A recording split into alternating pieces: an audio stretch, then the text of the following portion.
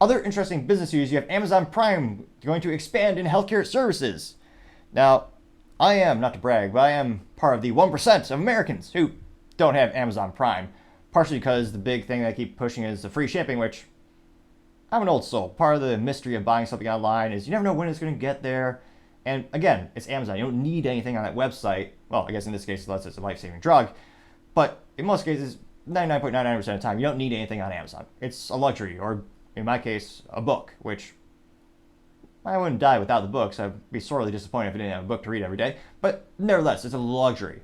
And it's a little bit of mystery. It's like gambling for cheap. Instead of having Amazon Prime, just think, all right, it says it's going to get here in a week, but sometimes it could be a day or 2 days. You never know. It's a mystery. So instead of playing the lottery, which the odds are basically zero, you could play that where the odds are basically 100% you'll get your product from Amazon. And if not, they refund you. But nevertheless, that's just me. I know they also have Amazon Video, but again, I don't see much value in that since really usually doesn't make you smarter, more intelligent. But nevertheless, a lot of people love Amazon Prime, and it is a multi-billion-dollar business initiative, hugely successful.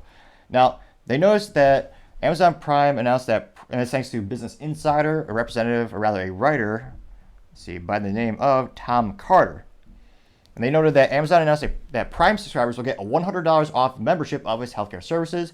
Members will be able to get 24/7 virtual care from One Medical for $99 per year. The tech company is ramping up its healthcare after buying One Medical for $3.9 billion, which I think is a prudent business decision because, again, Amazon wants to expand. They've already won e-commerce. I mean, Walmart's getting there. They're slowly building it up, but still, if you look at market share, especially in the United States, they won. Now, where else could they compete? Well, healthcare, there are a lot of unhealthy Americans. So that makes sense. There's a huge demand for healthcare, pharmaceuticals.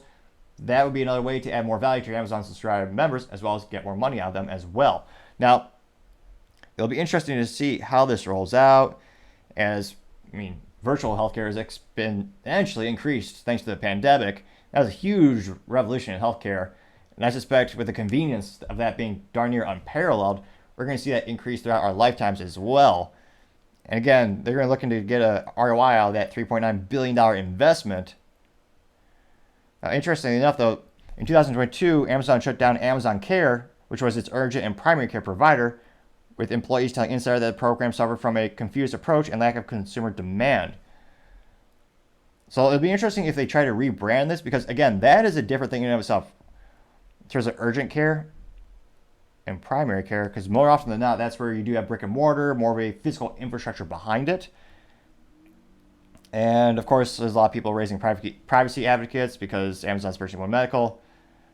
Well, yeah, I was going to say, I wish there were more people who were privacy advocates in the United States. You hardly hear from them around anymore. But yeah, that is another thing to be concerned about if you're conscientious of your intellectual property or your actual health information.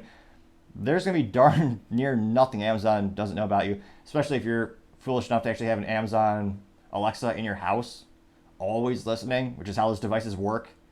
Which, just think, if it's only pretends to start when you say, hey, Alexa, which, apologies if I just annoyed half the audience because they had Alexa in the background, but the only way that works is if it's always listening. Very similar to how you have a friend listening to some headphones. If you yell at the friend, hey, Bobby, well, he's not going to hear you unless the headphones are off and he's listening. It's quite literally that simple. And people have actually been prosecuted by their own Amazon hardware in their homes because the courts will subpoena data from Amazon. So again, you're paying for your own spyware, which is foolish beyond all belief.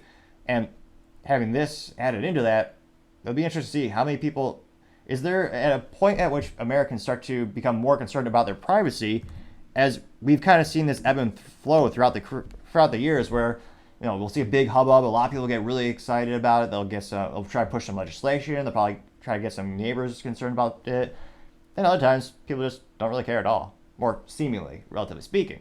So let me know in the comments, is that one of your concerns if you were to adopt this Amazon expansion into healthcare, or do you just appreciate the additional convenience and you'll go for it? Let me know in the comments. It's fascinating to hear what you have to say.